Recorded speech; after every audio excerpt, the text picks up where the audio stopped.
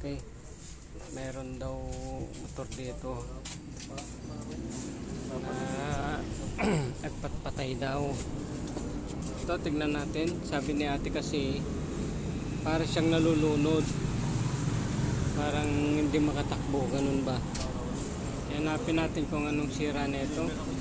Ate, wag na natin tatagalan yung video kasi nagagalit na, nag-apura eh. Ayan o.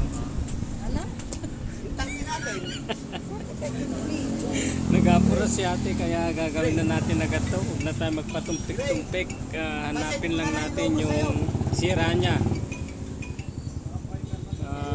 Parang nalulunod daw siya at hindi makahatak.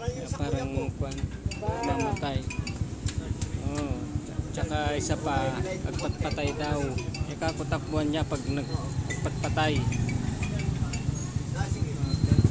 Ito po yung sira nung kanya. Ito po yung sira nung motor hose, yung hose kasi galing dito sa fuel cap. Kasi pag wala yung hose dito papunta ron sa manifold natin, hindi makakapagbuga ito ng gasolina. No, kaya sabi siguro ni ate na parang nalulunod. Kaya ito yung sira niya.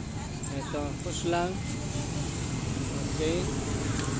Kaya palitan na natin para matapos na makauwi niya.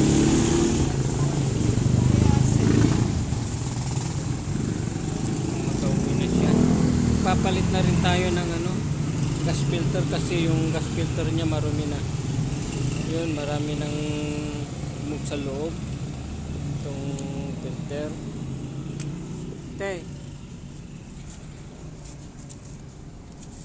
Okay, try natin. Huwag alaman tayo.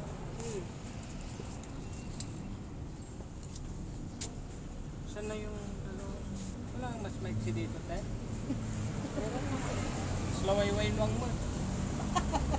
Yung malilit lang tayo. Nalagay na natin to. Tatapos na.